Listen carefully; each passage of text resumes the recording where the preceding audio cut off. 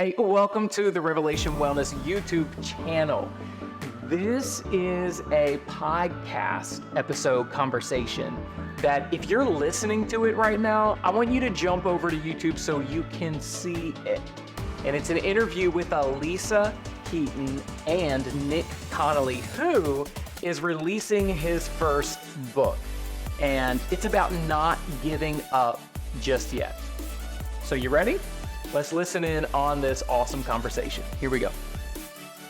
All right, Revelation Wellness Podcast. This is a fun one when we get to be on video and on the podcast. Today, I have a friend. I'm so happy. Like it's in my voice right now. My friend Nick Connolly is here on the podcast. Nick, welcome to the Revelation Wellness Podcast. This is incredible. This place is incredible. It's incredible to be here. It's so fun. We usually, all the online stuff. So we are talking about the fact that Nick has written a new book. Is this your first book? First book. First book titled Don't Give Up Just Yet. And can I tell you, the title of this book made me exhale when I saw the just yet. Right? Did you think of that? That is the Tyndale design team. They are incredible. Yep, it was all them. In terms of the title of the book? We brainstormed the title together and then they designed it like that, which I like because it draws your eyes and then at the bottom you're like, oh, just yet. But what I love about it is, you hear, don't give up. Don't give up. Keep going. Endurance, endure, fight the good fight. That's what we talk about in the church, the rah, rah, rah. But honestly, my heart kind of exhaled and I thought, just yet. In other words, there are times to quit. Yep. And you talk about that in this book. And I want you to know, and I'm straight up telling you the truth. I read this book from front to back. Oh my gosh. I did. I started out with okay, I want to know what he said. And I needed this book. Aww. I literally was floating in my pool reading it and laughing at the Lord, how he would use your voice to speak to my heart on some things because I needed to hear you say these words. You are incredibly kind. It's so great. It's a great book. You write. You're a great writer. Oh, thank you. Do you feel like a great writer? I feel like a good writer because I completed something. Amen. It's finished. I didn't give up, and so I feel good about that. Yeah. Okay, so why don't you tell people, why did you write this book? And I love asking that question. It actually came out of a conversation of failure. Jess and I, we had started our church in Charleston, South Carolina, and we were a few years in. And I remember it was a rough go. We were in the middle of some really, really hard stuff. As every major endeavor, you're going to encounter hard resistance is what we talk about in the book. Mm-hmm. And we were in the midst of it. I mean, it just was not great. And I think it was a Saturday and the kids were running around doing their thing, doing the breakfast thing. And we were at the house and I just looked at her and I was like, hey, I don't mean this forever, but today, Saturday, I quit. I handed him my 2-week notice and I was like, I don't work for the church today. I don't do any of the responsibilities. I just needed a day. And so we processed it, we worked through it. And then I think it was a little bit later, we did a podcast together. And we were talking about calling and we were talking about persistence. Mm-hmm. And God just brought to mind this phrase and I just said it. I said, the calling was never mine in the first place. Come on. It wasn't my idea. Yeah. God wrote this into existence. And so because it's not my idea, I don't have the authority to quit because it wasn't mine in the first place. And so that's where it came from. And then from there, after having so many conversations with people, after processing discouragement and even sometimes despair in my own heart, after having all those conversations with people, I was like, man, I feel like people need a compassionate companion. That's the word.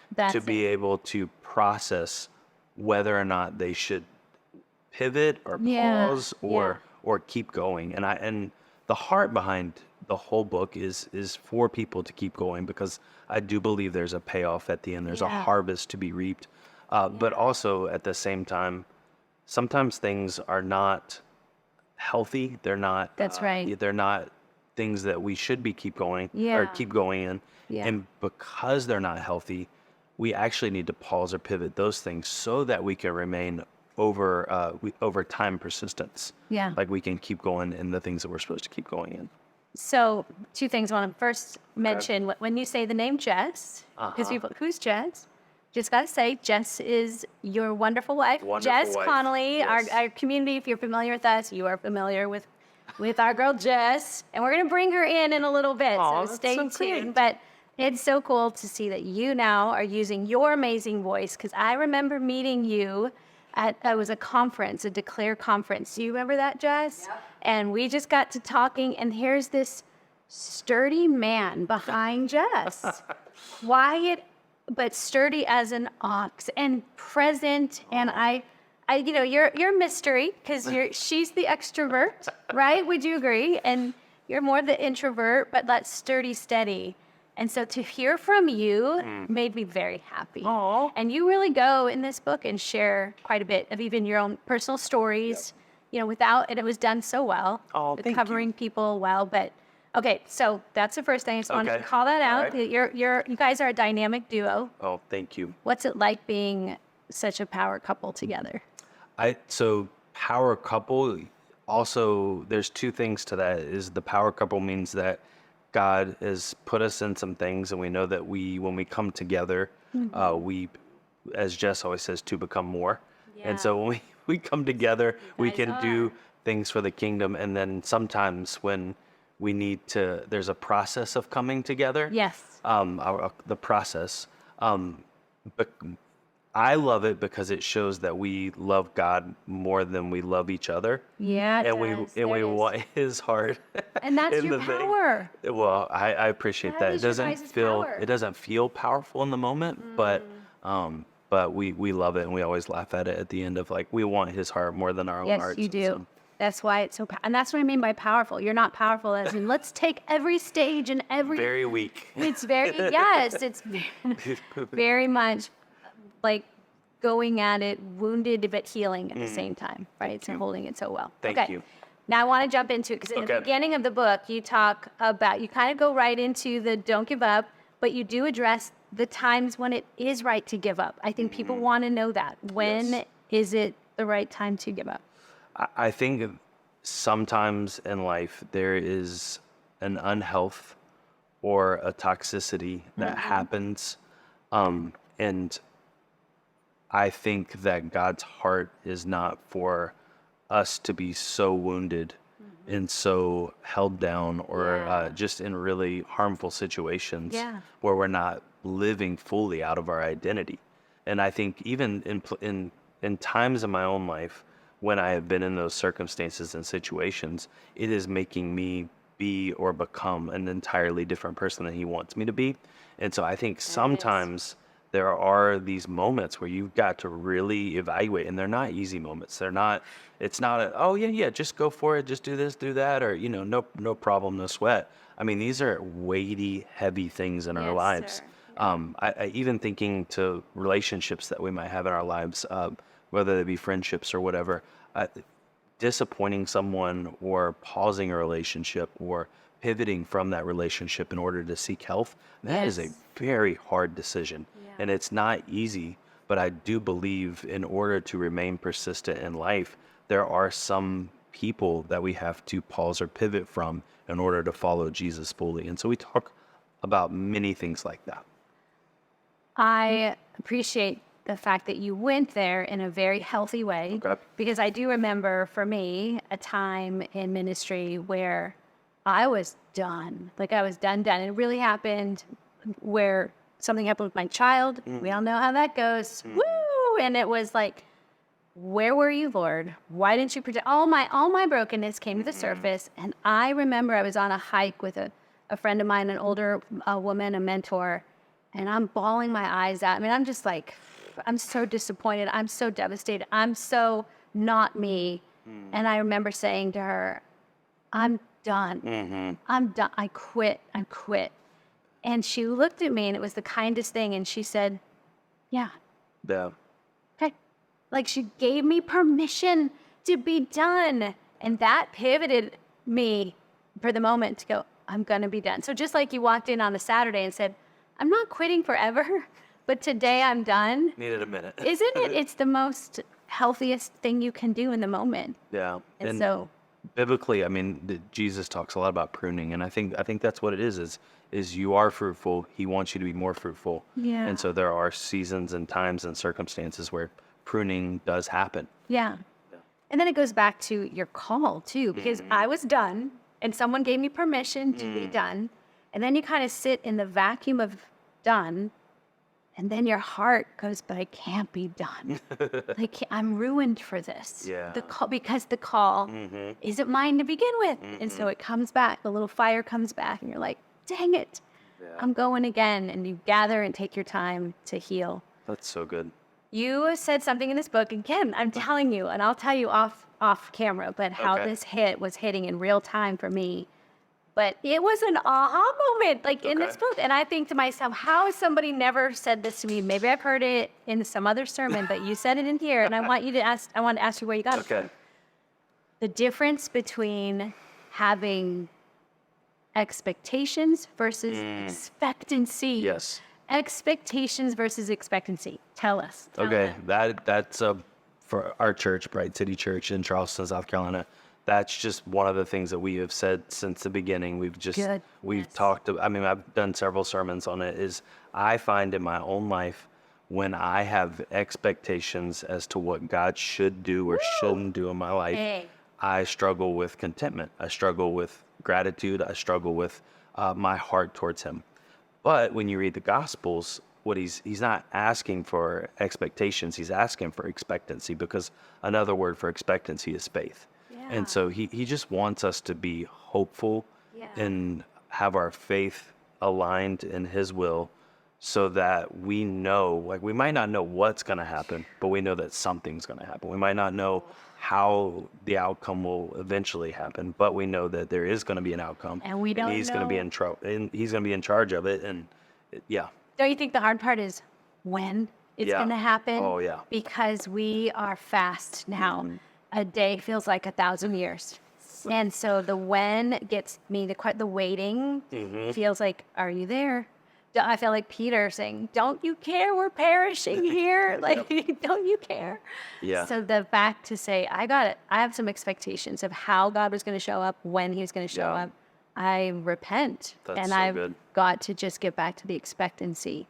So that was huge for me. Did you teach, did you come up with that, or did you hear someone else teach the expectations? I Because I'm going taught to on it. it. With this and Okay, teach yeah. it in all I the taught on it. places. Yeah, That was fantastic. use it. Okay, now I would love, because another beautiful moment in the book is you talk about your mom. Okay. Would you Yeah. mind sharing a little bit about your mom? And because Yeah. I think she's woven into this book. And She is. This is So my mom was a single mom, and probably early on into her single momness, she got cancer. And my childhood, I just remember part of our childhood was going to chemo treatments before we were dropped off at school. And at then what age? this would have probably been about 9, 10, somewhere around And you there. had an older brother? A younger brother. So you were the oldest. I was the oldest.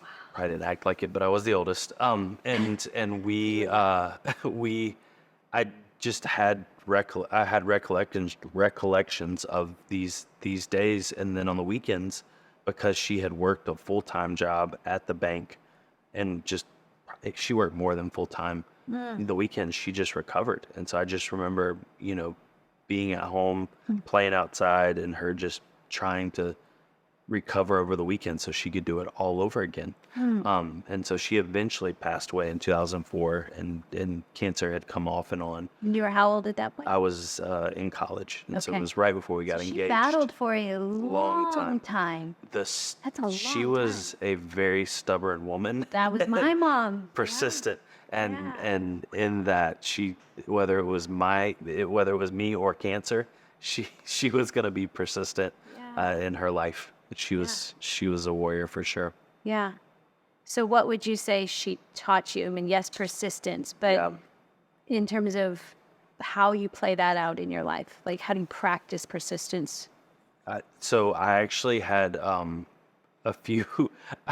I had written really detailed about phrases that she said, and some of the words were not kosher per se, but it was things that she said because You know what? It's Tyndale. Tyndale edited me out too. Some of my words. And it was just speaking from the heart, things that she said, and her work ethic was just a work ethic that you could just tell that she was playing for my brother and I. Like this life, she was trying to do the best she could with what she had for her sons. Yeah. And so from that, I think I just learned a lot about work ethic. I learned a lot about what it meant to not have excuses. And it took a long time to not have excuses. Like, even though I saw that in her, it took a long time for me to go through life and be like, man, I can't have excuses for everything. I can't pass blame on for everything, because that's what I want to do in my nature. And so she owned a lot of things in life. I want to know practical practices that you do when you are disappointed, when you are devastated. What do you do to take care of your heart and your body and all the things? Great question. To be a human with a body. Great question. I try to be really honest with God. I think I try to be just as honest as I can be, just to just say, hey, this is exactly what I'm feeling. This is exactly what I think. And what I love about God, Jess says this all the time. She always says that he's the only one that can take it. Like, he's the only one who can receive exactly how we're feeling. That's and so right. for us to not bring our full authentic self to the only one who wants to embrace our full authentic self seems unhealthy to me. And so I try to do that.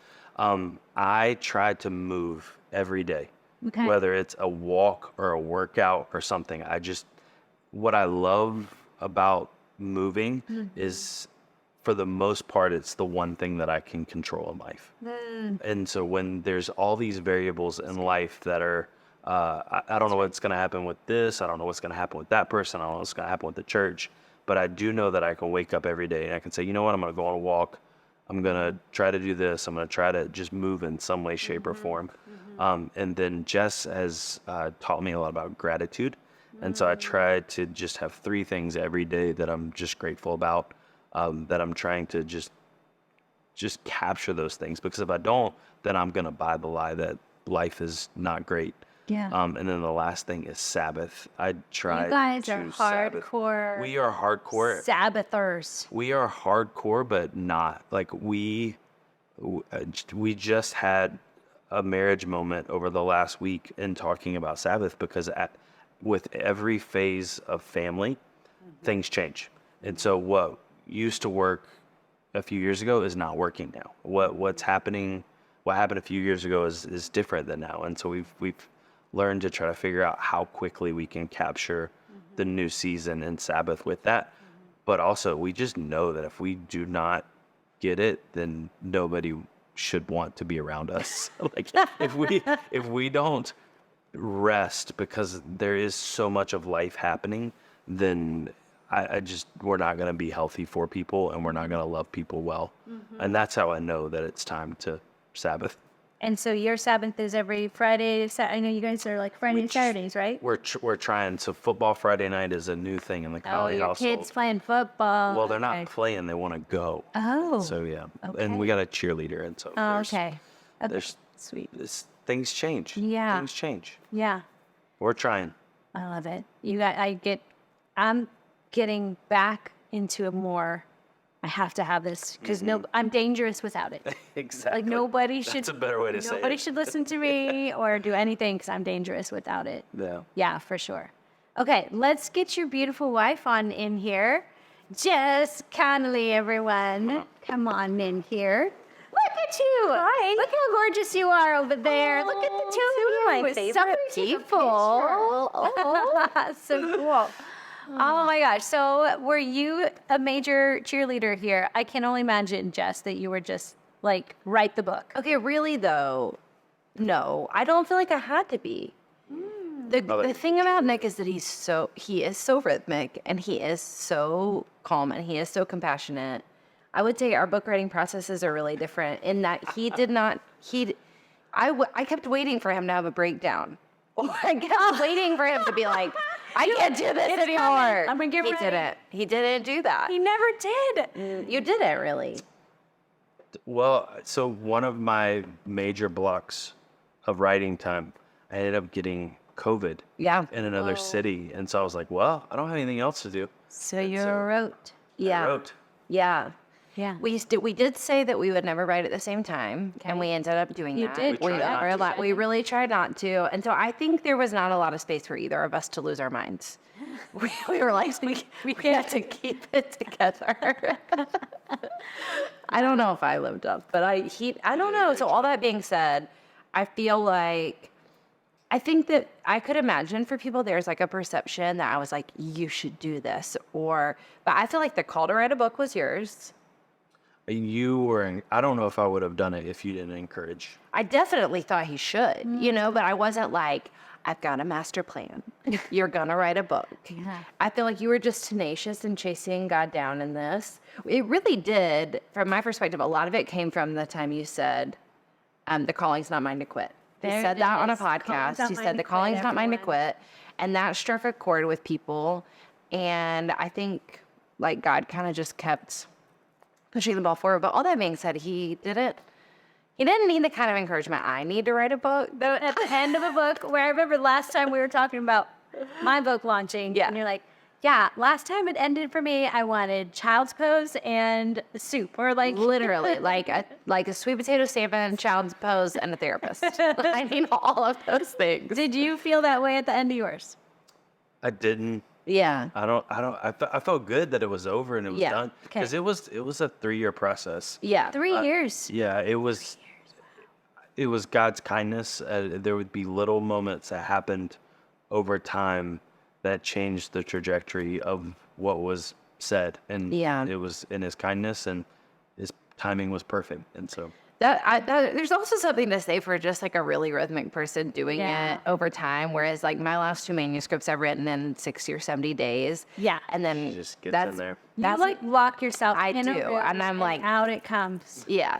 So maybe carpal tunnel. maybe I should try this way next time. That's so right. It would be too much time. I don't know. Yeah. Anyhow, he was great. Yeah. So how does he live this message? Okay, I was really thinking about it as I was listening to you because, we're just at the beginning of getting to talk about his book together. This is the first time you've really gotten to talk about it. It's definitely the first time I've gotten to talk about this book. But I think what I have seen in the last few years rise up out of Nick is a gentleness with me about my own calling.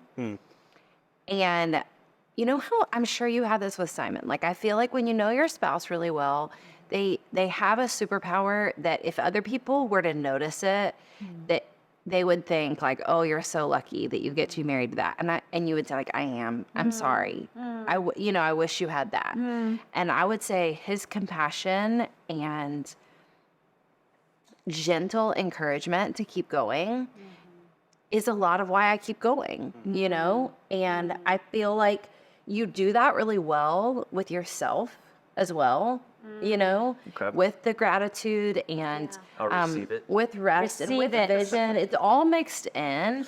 But I would say that's the biggest shift I've seen in you in the last few years is that quitting was never like always on the table, but I felt like with our callings, it kind of was. They were Like so it was, fragile. it was always just kind of like, I don't know if we can do this. I don't know if I can write books. Like, I don't know if this is going to break our family. I don't know if we're going to be able to do this church. I always tell people about Bright City. I had the Instagram posts of us quitting in my head written for years. I knew Really? exactly what to say. Wow. I knew how to bill it and how to tell the story so we wouldn't feel like failures, but that we could walk away. Wow.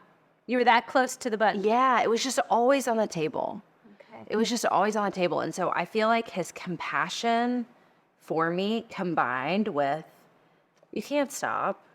Not because you can't, not because you're on the hook, but because this is That's your right. calling. Yeah. This is what you're supposed to do. Yeah. Yeah. Let's Yeah. try again. So that is what I feel like is my spouse's superpower that I'm like, in Jesus' name, I just get to share it with people Yeah. through this book, which Yeah. is such a gift, That is so cool. It is a perfect, like you guys together, I could see how this Don't Give Up shows up in different ways. Yeah. Of how you complement the delivery system of that message. Is Yeah. unique. Okay. Can I ask you to please share the story of the people you dated before you met Nick? Oh, you're specifically talking about one in particular. Will you talk about it? Yeah. It's such a funny story. Well, yeah, I feel like you like Talk to joke about about Don't it more Give than Up. me. Is it tricky? Yeah. Oh, it's tricky. It's a good thing. It's a good thing you didn't give Is up. it in the book? No, but it's in the I haven't read the whole thing You yet. haven't read it yet? I've read it in bits and pieces. It's great. It's a great book. So maybe I have read But the I'm whole just thing. saying, you didn't give up and you found Nick. But let's go Yes, before you were I did, in fact, date a drug dealer named Tricky, tricky, everyone. which I did find out recently that a friend of mine dated him too. Oh, wow. Yeah. He's very popular. It was really interesting. We didn't know each other and we both dated him. He was actually a really respectful guy, and Just he bought dealing me drugs. great jewelry. Oh, I'm sure he did. Yeah, because he had a lot of money from drug selling. No, I dated, honestly, the worst part is like, that's definitely not the worst guy I dated. Really? I dated horrible Christian guys. I feel like the Christians were the worst. Wow, true story. Yeah. Okay, so what was the pivot? Just give us a little bit Oh my of gosh, the moment. we could talk about this all day long. We're good at tracing our love story. Talked about it recently. We did. Oh, I prayed over you about it. You did. Yeah. Wait, Wow. you okay. prayed over her what? Yeah. We had a conversation. I feel like we do this as a couple. We like trace our love story a lot. So I we'll love say it. like, okay, let's go back to that day. I have a note of all the anniversaries. all what we've done on our We anniversaries. call them, and I was like, oh, we just gotta record it. Yeah. Write it Even though down, that's chronicle fun. it. Yeah. So we met in high school. We were friends. And what would have been Nick's freshman year of college, what would have been his first year after high school, he didn't leave because his mom was really sick at the time. So you knew his mom, clearly, yeah. Yeah. You did. That's Yeah, awesome. our moms knew each other. So Nick stayed home to like take care of his mom, take care of his family. And we were friends. I was dating one of his friends. Did you think Nick was cute? Oh, I thought it was so cute. But there had been a dance we had shared a dance at a New Year's Eve party, and I was like, oh my gosh, I'm super into him. But we were really good friends. We were actually really good friends. I've never had a guy friend in my whole life. I've never had a guy friend since then. Like I want that. Yeah. Just be friends. Yeah, we were actually really good friends. It's a weird. Also dance to California Love. Yes, we did dance one time to California Love by Tupac, and like there were feelings. There were feelings. It's really strange. Like I think probably it's this time of year. This is the other reason we're talking about it, because it's like this season. This time of year when you guys But met. really, It was around well, when we 9/11. started dating, it was around 9/11. I was dating another guy, and the night of 9/11, the guy called me and he was like, "The world's on fire. What's happening?" And I was like, "I don't know." And he said, "This is what I know. I don't think we're supposed to be together, and I think you're supposed to date Nick." What? That really happened. He was a great, really nice guy. Was he a Christian He was a guy? believer, and he loved God, and he loved Nick. Nick knew him. Wow, a little And messenger. he was like, I just feel like the world's on fire. I don't know what's happening. I never spoke to him again. Wow. And so the weekend after 9/11, I went over. We actually got in an argument. Sort of, yes. We got in an argument. It was a one-sided argument. It was a one-sided argument, Sure, happens. and I went over to Nick's house to apologize because I was the one doing the arguing. And I went. This is the story we told. I went over to his house that night to apologize, and I knew I had messed up. Like I knew I had feelings for him, and I didn't know how to express them. I hadn't told him this crazy, word this thing guy had given yeah. me. And I found an envelope in my car from someone giving me a note card, and I unfolded the envelope and I wrote all over the note card like, I'm sorry, here's why I'm sorry, I shouldn't have done that. And I went to his house and he was waiting outside, and I gave him the envelope and we hugged, and I was like, that's it. I'm marrying him. It was a longer hug. It was a longer hug. Was that when you prayed? No, so he just prayed for me this week. Yeah. When we were praying, I just felt like God brought me back to that moment. Yeah. For her, Yeah. and that He would return our heart to that season as a daughter. Not as in my love for you, because Yes. I would say it's even stronger than it was then. Oh, yeah. Yeah. But I do feel like we had this interesting part of our story that we got to know each other then. I guess I was 16 and you were 18 at the time. I was 17. When I was 18. And I feel like in a lot of ways we were the purest versions of of like who God made us to be at that time. I loved God. I wanted to be in ministry for the rest of my life. I wanted to teach. I wanted to write books. I was not confused about those things. Yeah. Nick knew he wanted to be in ministry. Yeah. You also even knew you cared about business. Wow. The calling. It was just really interesting. We were just very free. And so I feel like the world beat us up for our first like 15 years of marriage, and we're just trying to come back. How many years married now? 18. Wow. Wow. Yeah. Gonna come up on 20. Blink your eyes and it's 20. It's going to happen. Wow. Yeah. So seriously, even in that's a story of don't give up on the Lord. Don't give up on who you've called to be. Because would you say you're both living into your identities the way you would, this is it, like for this season? Or would you change something? So I just hit 40, and I was praying to God. I was like, okay, what does this next season of life look like? What does the next half look like?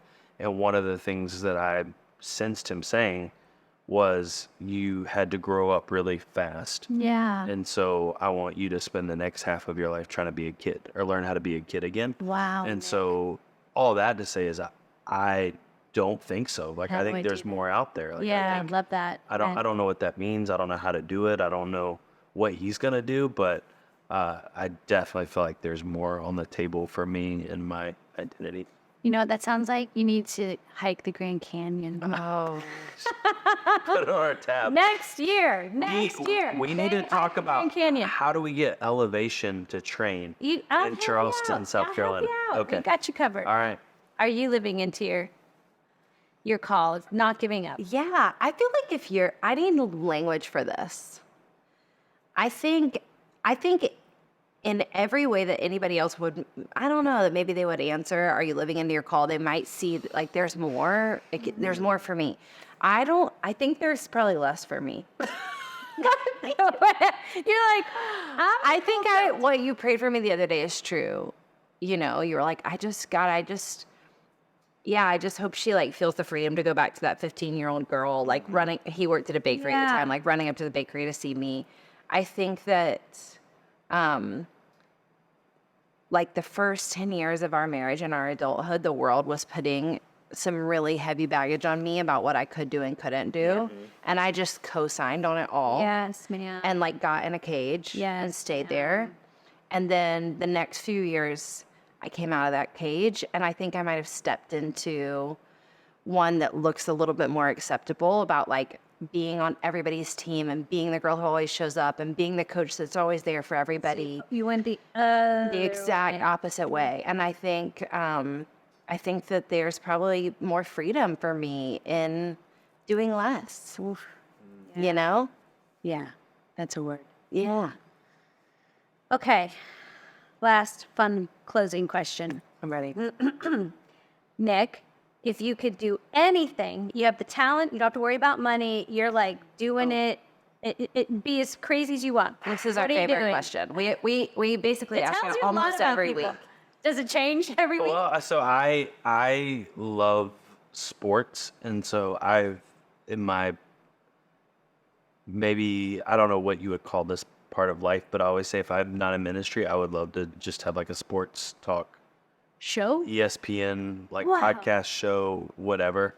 I also love business and love the world, and so I would do that too. That's amazing. Okay, you doula, birth doula. Oh, you did. Yeah.